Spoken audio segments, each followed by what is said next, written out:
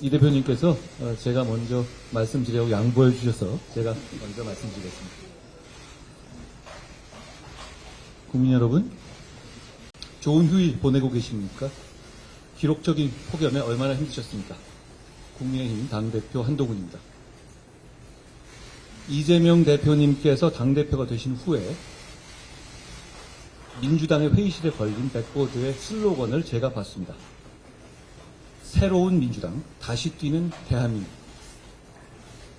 제가 당대표가 된 후에 국민의힘 회의 백보드로 건 슬로건은요, 차이는 좁히고 기회는 넓히고입니다. 과거 전통적인 기준으로 보면 오히려 양당의 슬로건이 서로 바뀐 것 아닌가 하고 생각하실 분들도 있을 겁니다. 제가 격차 해소를 말하고 이 대표님께서 성장을 말씀하십니다. 이것은 국민의힘과 민주당 모두 전통적인 지점을 확장하여 상대를 향해서 움직이려는 노력을 시작하고 있다는 것을 보여주는 것이라고 생각합니다. 여야 대표의 회담이 자그마치 11년 동안 열리지 못했다고 합니다. 대표끼리 만나지도 못할 정도의 극단적인 대치 상황이 그렇게 오래 지속되었던 겁니다. 11년 만에 열리는 이번 여야 대표 회담이 이견을 좁히고 공감대를 넓히는 생산적인 정치, 실용적인 정치의 출발점이 될 수 있을 거라는 믿음이 있습니다. 자, 이제 우리의 정치로 국민의 문제를 해결해 봅시다. 민생이 무엇보다 우선입니다. 청년의 삶에 집중해야 합니다. 지금은 아무리 열심히 일해도 윗세대처럼 잘 살 수 없다고들 하십니다. 차이를 좁히고 기회를 넓히겠다는 우리의 정치적인 다짐은 열심히 일하면 잘 살 수 있다는 희망을 복원하겠다는 것입니다. 주거격차, 자산격차, 돌봄격차, 교육격차를 줄이고 좁히는 정치를 하자는 말씀을 드립니다. 자본시장의 밸류업 정책으로 자산 형성의 사다리를 더 많이, 더 쉽게 만들어야 합니다. 금투세를 폐지하는 데 저희 국민의힘이 집중하는 것도 그런 이유입니다. 불합리한 상속세제 때문에 대한민국의 기업이 기업 활동을 중단하는 상황도 막아야 합니다. 1대 99식의 국민들 갈라치기 정치 프레임은 개미 투자자들 모두가 피해를 보고 기업의 폐업으로 근로자들이 일자리를 잃는 냉혹한 현실 앞에 설 자리가 없습니다. 이 대표님께서도 금투세가 이대로는 안 된다는 인식을 갖고 계신 것을 저는 다행스럽게 생각합니다. 그러니 오늘 우리가 의미 있는 공감대를 만들어 보겠습니다.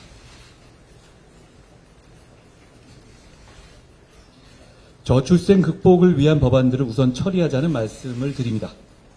육아휴직 기간과 연령을 확대하고 배우자 출산휴가에 대한 급여 지원을 확대하며 임신기 근로기간 단축기간을 확대하는 내용의 가정양립법, 고용보험법, 근로기준법 등 저출생 해결의 패키지 3법, 그리고 인구위기 대응을 총괄할 인구전략기획부 신설이 그것입니다. 촉법소년 연령 하향, AI 기본법, 반도체 특별법 등 지난 국회에서 처리되지 못한 국민의 안전과 민생에 관한 시스템 법안들도 우선 처리될 수 있어야 합니다. 민주당은 현금 살포를 민생 대책으로 말씀하십니다만 쓸 수 있는 혈세는 한정되어 있고 개인들이 느끼는 격차의 질과 수준이 다 다르기 때문에 모두에게 획일적인 똑같은 복지가 아니라 모두의 필요에 맞춰진 복지를 하겠다는 것이 국민의힘의 생각입니다. 내년 취약계층에 대한 지원금을 4인 가족 기준으로 연간 240만 원을 늘린 것이나 저소득 대학생의 월 20만 원의 주거 장학금을 신설하는 것, 연 240입니다. 사병 월급을 205만 원으로 늘린 것, 소상공인 지원 예산 역대 최대로 대폭 늘린 것도 그 실천이죠. 이런 민생 대책은 민주당이 주장하는 현금 살포처럼 일회성이 아니라는 점에서 더 효과적입니다. 그리고 무엇보다 정교합니다. 국민의힘은 그런 생각을 더욱 집중적으로 실천하기 위해서 격차 해소 특별위원회를 출범시켰습니다. 의료개혁도 결국 민생을 위한 것이라는 점을 말씀드리고 싶습니다. 다만 당장의 의료 공백에 대한 국민의 불안감을 해소하는 일도 우리 정치의 중요한 임무입니다. 당대표로서 의료개혁의 본질과 동력을 그대로 유지하면서도 당장의 국민들의 염려와 불안감을 해소하기 위해서 더욱 노력하겠다는 약속을 드립니다. 에너지 문제 해결에는 저와 이 대표님의 그 사이에서 주목할 만한 공감대가 있는 것 같습니다. 이 대표께서 에너지 이슈를 주요 정치 과제로서 말씀하셨습니다. 저는 당대표 출마 선언에서부터 에너지 정책에서 이념의 때를 버티겠다는 말씀을 드렸습니다. 에너지 문제를 중시한다는 점에서 우리의 생각이 다르지 않은 것 같습니다.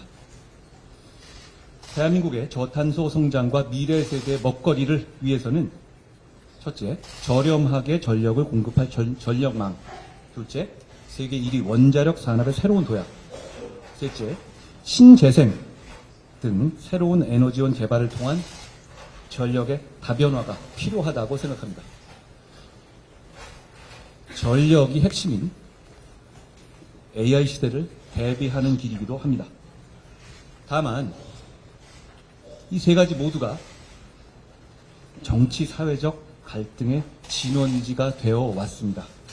송전망을 확충하고 방패장 부지를 선정하고 신재생 에너지 발전의 터전을 정하는 일은 늘 사회적으로 어려웠고 정치적으로 가로막혀 왔죠. 사회적 갈등을 해소하고 새로운 성장과 도약의 장애물을 걷어내는 일, 그게 정치가 해야 할 일이지 않겠습니까? 다행히도 이런 문제 해결에 대한 공감대를 여야의 대표가 이미 가지고 있습니다. 오늘 회담을 통해서 이 대표님과 제가 에너지와 관련한 이런 정치적, 사회적 갈등을 책임지고 해결하겠다는 다짐, 에너지 공동선언을 했으면 좋겠습니다. 정치개혁합시다. 불확실성의 영역인 정치에서 확실하다고 말할 수 있는 것은 많지 않죠. 그런데 이건 확실합니다. 국민은 정치개혁을 원하고 계십니다. 특히 국회의원 특권 내려놓기 정치개혁에 대해서는 진영을 불문하고 원하고 계시다고 생각합니다. 이 대표님께서는 과거 국회의원에 대한 국민 소환제를 도입해야 한다는 대선 공약까지 내놓으실 정도로 특권 내려놓기에 과감하셨던 입장이셨습니다. 불체포 특권, 재판 기간 중 세비 반납 등 이미 국민 여론이 충분히 공감하고 논의된 특권 내려놓기 개혁을 이번에는 반드시 실천해보자는 말씀을 드립니다. 그 외에도 남용되고 있는 면책 특권의 범위를 의정 활동과의 연계가 적은 악의적이고 고의적인 범죄의 경우에는 법률로 제한하는 방안도 논의해야 합니다. 현재는 헌법의 테두리 내에서 법원의 판례로서 면책특권의 범위를 정하고 있는데요. 헌법의 범위 내에서 법률로서 그 한계를 명확히 정해서 반복되는 면책특권의 남용을 막을 필요가 있다고 생각합니다. 과거 이 대표님께서도 면책특권의 제한 필요성을 여러 차례 제기하셨기 때문에 양당 대표의 생각이 같은 지금이 면책특권 남용을 제한하는 추진을 하는 것에 적기라고 봅니다. 국민들께서 그걸 바라실 거라고 생각합니다. 법안의 강행 처리, 거부권, 재표결, 폐기, 그리고 재발의라는 이런 도돌이표식 정쟁 정치가 개미지옥처럼 무한 반복되고 있고 국회 탄핵 소추권의 남용과 처분적 입법의 남발이 헌법 질서를 위협하고 있습니다. 이런 악순환을 끊어내자는 말씀을 드립니다. 사실 하는 우리도 보시는 국민들께서도 모두 피곤하지 않습니까? 최근 이 대표님을 수사한 검사에 대한 탄핵이 헌법재판소에서 만장일치로 기각됐죠. 이 대표님과 민주당에 대한 수사나 기소에 관여한 검사들을 상대로 시리즈처럼 해온 민주당의 탄핵은 곧 예정된 판결 결과에 불복하기 위한 빌드업으로 보는 분들이 많이 계십니다. 이건 재판받는 한 개인에 대한 문제가 아닙니다. 사법부의 재판에 대해서 주류 정치 세력이 불복하면 민주주의의 위기, 법치주의의 위기가 오고 국민 모두가 피해를 보기 때문입니다. 곧 나올 재판 결과들에 대해서 국민님은 설령 그 결과가 마음에 들지 않더라도 선을 넘는 발언이나 공격을 자제하겠습니다. 그러니 민주당도 재판 불복 같은 것은 생각하지 않으실 것이라고 저는 기대합니다. 무죄를 확신하고 계시는 듯하니 더욱 그렇습니다. 정치개혁에 관해서 한 가지 더, 지방선거 전에 현재의 거주 요건도 없을 정도로 전 세계 유례 없이 허술한 외국인의 지방선거 투표권 문제도 개선하자는 말씀을 드립니다. 이 대표님과 저의 공통점은 중앙정치, 소위 여의도 정치에 오래 물들어 있지 않은 사람들이라는 점일 겁니다. 그렇다면 오늘 우리 두 사람은 새로운 정치를 얘기할 수 있어야 합니다. 오늘 회담에서 우리 두 사람이 정쟁의 중단을 대국적으로 선언하고 미래지향적이고 생산적인 정치개혁의 비전에 대해서 합의했으면 합니다. 거리마다 걸려있는 국민들께서 피로감을 느끼는 자극적인 정쟁 현수막들도 순화하고 자제하기로 합의했으면 합니다.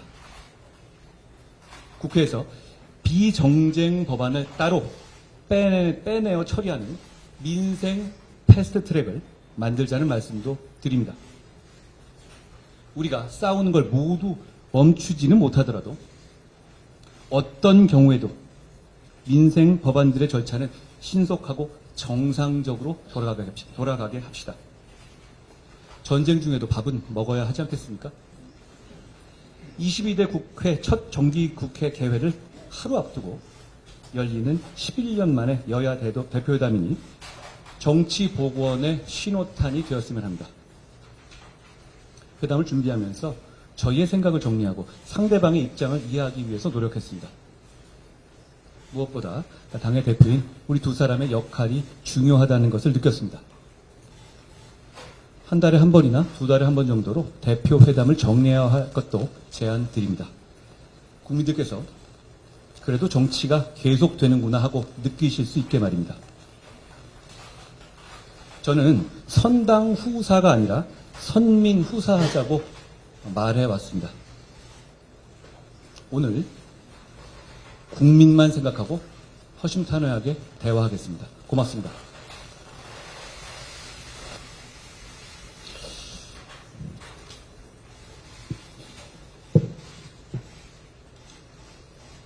네, 존경하는 우리 안동훈 대표님 말씀 잘 들었습니다. 우리 오늘 두 사람의 만남이 좋은 성과로 연결되기를 저도 기대합니다. 추석이 다가오는데 우리 국민들의 삶이 너무 어렵습니다. 거기다가 최근에는 의료 대란 같은 문제 때문에 사회적 불안도 너무 커지고 있어서 참으로 안타깝습니다. 고물가, 고금리, 실질소득의 감소, 경기의 구조적 침체, 그리고 사상 최대로 기록되는 임금체불, 거기다 자영업자 폐업까지 참으로 심각합니다. 가급적이면 우리 국민들의 더 나은 삶을 기획할 수 있도록 실효적인 의미 있는 회담이 되기를 바랍니다. 제가 생중계를 그렇게 선호하지 않은 것도 이게 여야가 만나면 서로 존중하고 동질점을 찾는 게 아니라 차이를 먼저 드러내고 공격하고 억압하고 이러다 보니까 사실 만나면 더 갈등이 격화되는 경우가 많았기 때문에 거의 만남이 없었던 것 같습니다. 그렇기 때문에 더 존중하고 인정하고 그리고 양보하는 그런 태도, 특히 상대에 대한 인격적 존중이 정말로 필요하다, 그런 생각을 합니다. 존중하지 않으면서 존중하는 척하고 상대에게서 뭔가 뺏어야 되겠다, 이런 생각을 가지고 얘기를 하게 되면 아무것도 이루어질 수가 없죠. 그래서 좀 허심탄회한 얘기를 할 수 있는 그런 공간이 필요하고, 그러려면 남들이 보는 공간에서의 대화도 필요하지만 실제로 내 속을 얘기할 수 있는 그런 기회가 좀 필요해서 굳이 생중계에 제고를 요청했는데, 또 다행히 우리 존경하는 한동훈 대표께서 수용해 주셔서 감사드립니다. 실질적인 좀 논의가 이루어질 수 있기를 기대합니다. 그리고 이제 회담에는 공식 의제라고 하는 게 있게 마련인데, 여러 가지 합의를 했습니다만 의료대란을 공식 의제에서 빼자고 아마 얘기가 된 것 같습니다. 참 안타깝다는 생각을 합니다. 우리 한동훈 대표께서도 정부와의 갈등을 감수하면서까지 일정한 대안을 내시기도 하는 것처럼, 이 의료대란 문제는 국민의 생명에 관한 문제입니다. 이거는 손바닥으로 가리고 또 안 보려고 한다고 해서 없어지는 게 아닙니다. 실제 국민들의 삶을 심각하게 위협하고 있는 사례입니다. 한동훈 대표께서 말씀하신 것처럼 저는 의료계획의 기본적 방향, 그러니까 의사 정원을 좀 늘려야 된다, 필수 공공의료, 지역의료 강화해야 된다 라는 점에 기본적으로 동의합니다. 그러나 이 정책을 추진하는 과정에서도 이해관계가 부딪히는 집단들끼리 충분한 대화, 그리고 그 대화를 통한 양해, 타협이 반드시 필요합니다.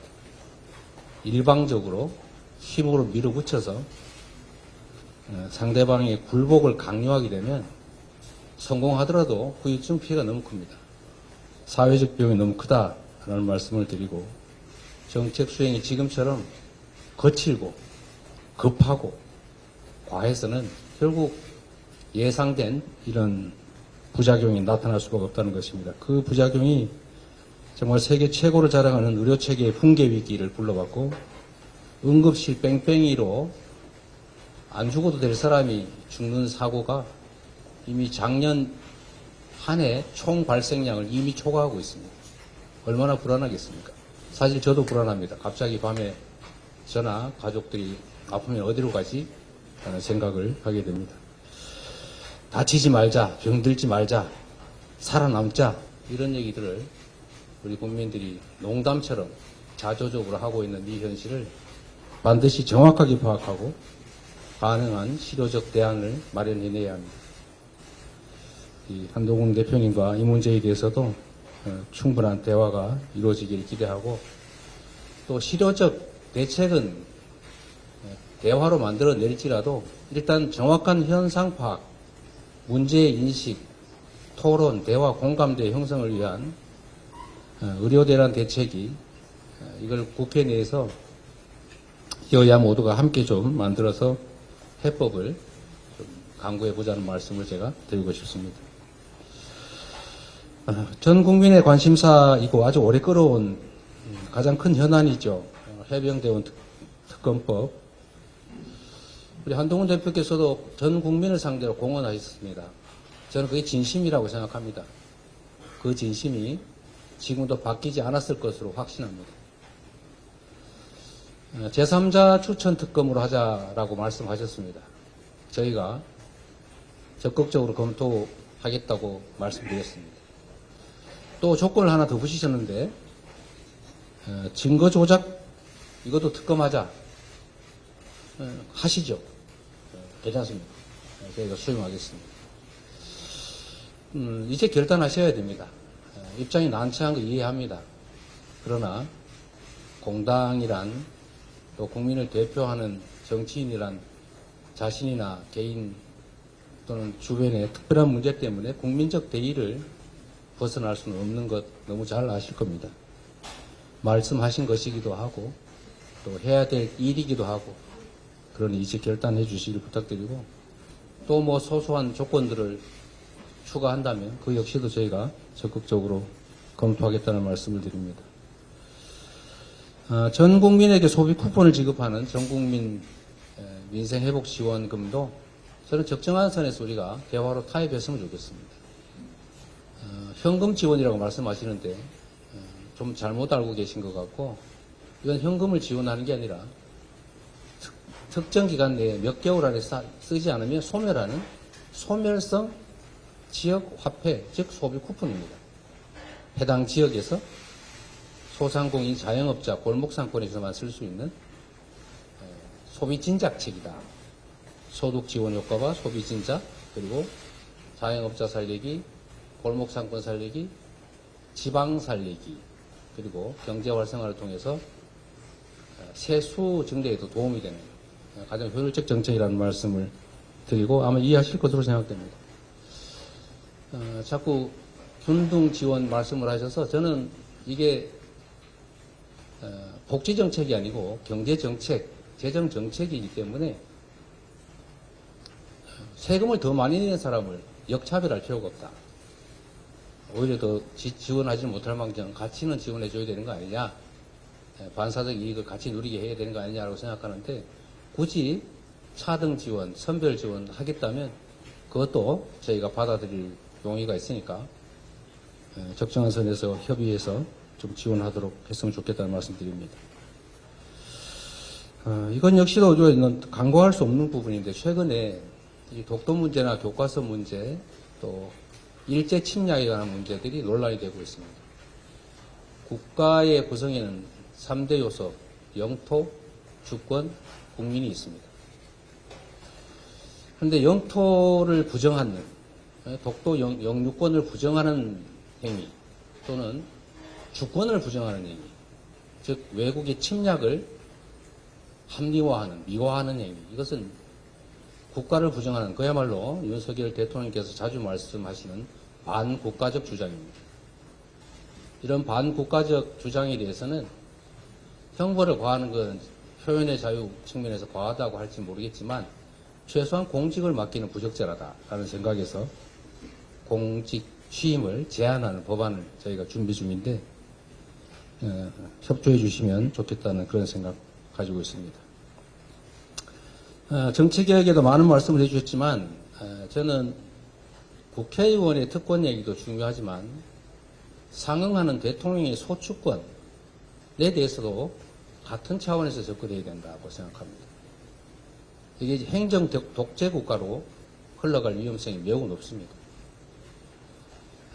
법 앞에 평등을 말씀하시던데 제가 보기에는 법 앞에 형식적으로 평등할지는 몰라도 검찰 앞에서는 매우 불평등합니다.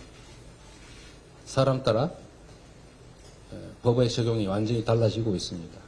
이런 측면에서 정치개혁은 심각하게 함께 논의하되 형평성 있게 심도 있게 논의하는 것이 꼭 필요하겠다 이 말씀을 드립니다. 특히 최근에 계엄 얘기가 자꾸 얘기되고 있고 종전에 만들어졌던 계엄안에 보면 계엄 해제를 국회가 요구하는 것을 막기 위해서 국회의원들을 계엄 선포와 동시에 체포 구금하겠다라는 그런 계획을 꾸몄다는 얘기도 있습니다. 이거 완벽한 독재국가 아닙니까? 이런 문제에 대해서도 우리가 오히려 더 심각하게 고민해야 된다. 정치적 공세가 아니라 국가와 국민 그리고 이 나라의 미래를 위해서 합리적이고 모두가 동의할 수 있는 안들을 만들어야 된다고 생각합니다. 물론 합의가 쉽지 않습니다. 저는 그 중에서도 합의되는 실현 가능한 것부터 먼저 하자 이런 입장을 언제나 가지고 있고 그래서 정치개혁과 관련해서는 우리 한동훈 대표께서도 공개적으로 약속하셨던 지구당 부활 문제만이라도 우선적으로 좀 처리됐으면 좋겠다. 그 생각이 듭니다. 정치에서 말은 정말로 중요하죠. 실질적, 실효적 논의가 되기를 기대합니다.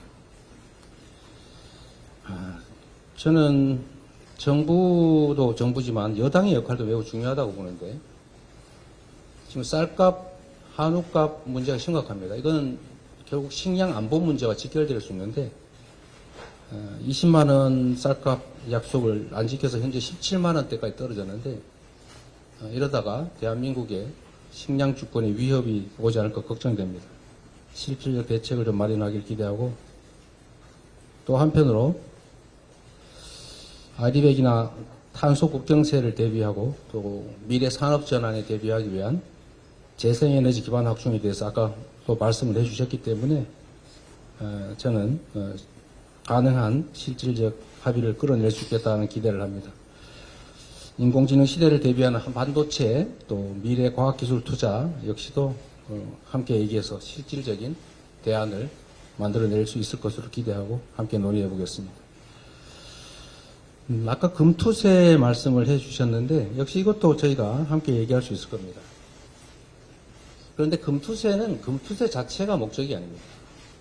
대한민국 주식시장이 비정상이기 때문에 세계 대부분의 국가들이 가지고 있는 금투세를 지금 적용하면 안 그래도 비정상인 대한민국 주식시장이 문제가 생길 수 있으니 이걸 좀 교정하자, 보완하자 이런 차원에서 한 얘기 아닌가 싶습니다. 막연한 세금 깎아주기는 아니라고 생각합니다. 그런데 이 비정상을 교정하는 데는 그 비정상 자체를 교정해야지 비정상에 비정상적인 대안을 만들어서 비정상 곱하기 비정상을 해서 정상 비슷한 상황으로 가자. 이건 옳지 않습니다. 그래서 주식시장 살리기 또는 주식시장 부스트업을 위한 정책들이 있어야 됩니다. 시장을 정상화하기 노력해야지 시장이 비정상이니까 비정상적인 대책을 내자는 것 적절하지 않다고 보고 시장이 정상화될 수 있도록 시장의 저평가 이걸 해결할 수 있도록 주주 보호를 위한 상법 개정, 주주 충실 의무 확대라든지 또는 소수 주주자 보호를 위한 제도 도입이라든지 이런 것들이 필요할 것 같고 또 ISA 제도, 소위 금융 투자 소득의 비과세를 하는 자산관리 계좌 이걸 대폭 확대해서 충분히 보완을 하고 난 다음에 또 금투세 지금 당장 시행하는 것은 정부 시책에 부족하면서 오는 측면이 강하기 때문에 일정 기간 대폭 완화해서 시행하는 방안도 한번 검토해 보면 좋겠다. 함께 논의해 보시면 좋겠습니다. 생각과 입장이 달라도 대화와 타협을 통해서 국민의 삶을 개선하는 게 바로 정치입니다. 서로 존중해야 되겠죠. 인정하고. 그리고 가짜뉴스, 거짓말로 상대방을 음해하거나 또는 폭언하고 비방하거나 이러면 대화가 안 됩니다. 잘 보시겠지만 저는 특정 개인 비방 잘 하지 않습니다. 그 대화를 막기 때문이죠. 대화와 타협이 일상이 되는 정상적인 정치를 복원하기를 기대합니다. 우리 단 대표께서 지금 말씀하시는 것처럼 민심을 존중하고 국민 중심의 또 국익 중심의 정치를 하시면 적극적으로 협력하도록 하겠습니다.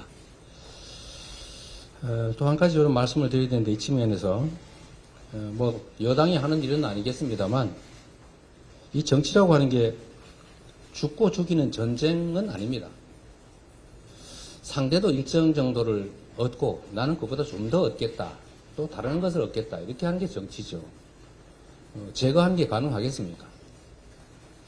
그런데 최근에 이 전 정권에 대한 정치 보복이라고 볼 수 있는 그런 과도한 조치가 좀 많아지는 것 같습니다. 이런 것들이 결코 실정이나 또는 정치의 실패를 덮지는 못한다라는 말씀 드립니다. 지난 본회의에서 여야 합의를 통해 전세사기 특별법 같은 민생법안 처리가 됐습니다. 숨통이 좀 트였습니다. 한동훈 대표께서 말씀하시는 것처럼 양보하고 타협하는 정치를 복원해야 되고, 가급적이면 차이를 드러내기보다는 공통점, 같은 점들을 좀 찾아내기 위한 노력을 하고, 그 같은 점들을 실천하는 그런 출발점이 되기를 기대합니다. 그런 면에서 보면 우리가 대선이든 지방선거든 총선이든 무수히 많은 공약들을 합니다. 이 중에 여야 간의 공통 공약이 있습니다. 이 공통 공약들을 합의해서 처리를 하는 게 어떻겠냐 제가 계속 제안했는데 지금까지는 진척이 없습니다. 다행히 우리 한 대표께서 좀 전에 합의되는 공감되는 일들은 좀 처리하자 이런 말씀을 해주셨는데 이번에는 아예 우리가 공통 공약 처리를 위한 협의기구나 이런 것들을 만들어서 공식적으로 공개적으로 이 공통 공약을 처리해 가기를 기대합니다. 우리 한동훈 대표께서 이런 말씀하셨다고 합니다. 그러라고 63%가 저를 지지했다 이런 말씀을 하셨다고 합니다. 맞는 말씀입니다. 정치는 국민의 뜻에 따르는 것이 대의입니다. 그 국민의 의사를 존중하는 것, 그게 가장 정치의 근본 아닌가 싶은 생각이 듭니다. 국민들의 선택의 무게를 잘 이해하시고 존중하는 말씀으로 생각합니다.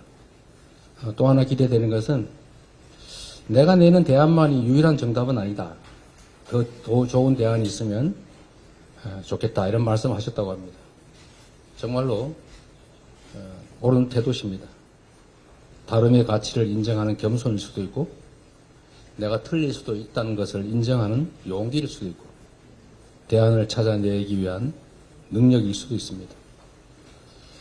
오늘의 어렵게 마련된 이 자리가 우리 국민들에게 조금이라도 기대를, 희망을 만들고 또 새로운 정치의 돌파구를 만들어내는 계기가 되기를 기대합니다.